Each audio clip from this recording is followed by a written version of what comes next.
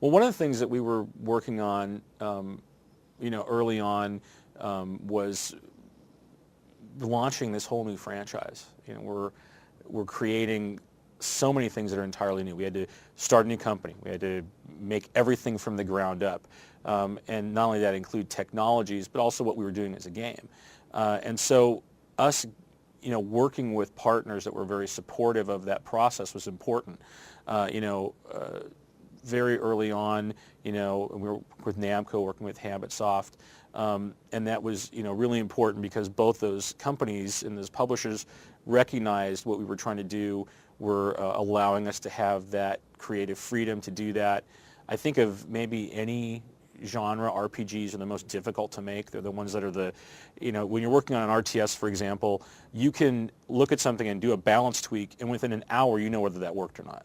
You can sit and iterate in a bunch of games and say, okay, yes, that pacing works better.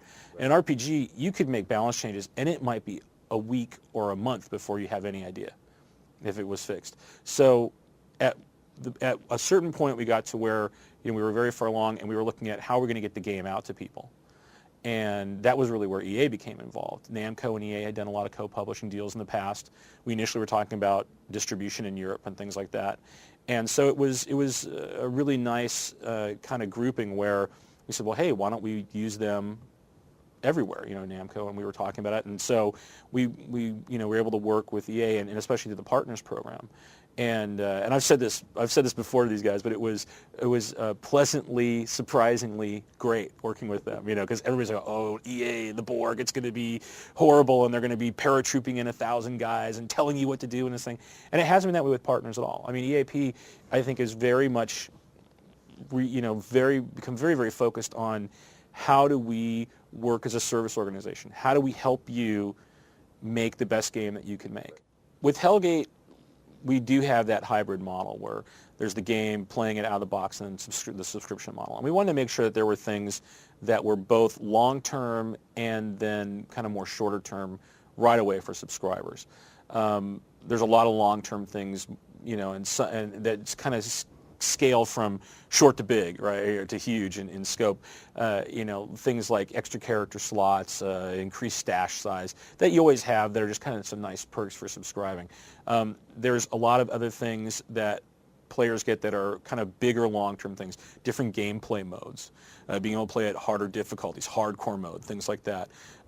Another thing that we wanted to fold in very early on to kind of give players that taste of what to expect, especially as time goes on, is doing themed event stuff. So right away when the game launches, I mean, we know that it's Halloween. Obviously, the game coming out is a big thing to get, right?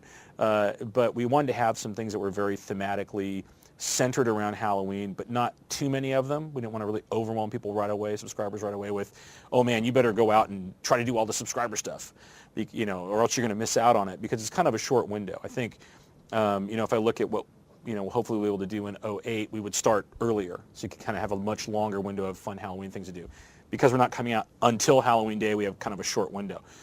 So we came up with, with a small handful of things that the subscribers will get right away that are themed events. There's, I think, kind of the common expectation of trick-or-treat. There's candies that people will be able to get. They can use those. Some of them will actually alter their gameplay a little bit. We'll give them stats and buffs. Like the sugar bombs, for example. You take those and you have a faster run speed that you move at. Other ones are purely cosmetic changes. There's like ghost candy, which gives you this ethereal form.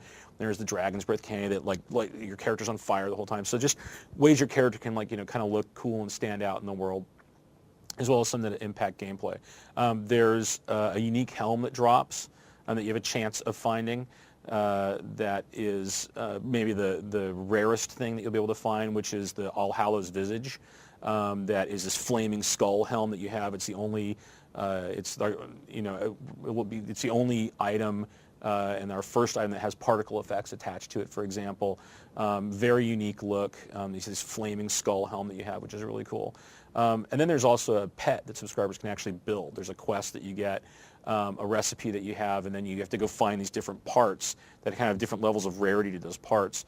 Then you can build Zombot, which is our little fusion of meat and metal robot zombie that cruises around with you and has the special animations he does and sounds and music and things associated with him. Because we just thought it'd be kind of cool for players, to be able to have right away that chance to do that.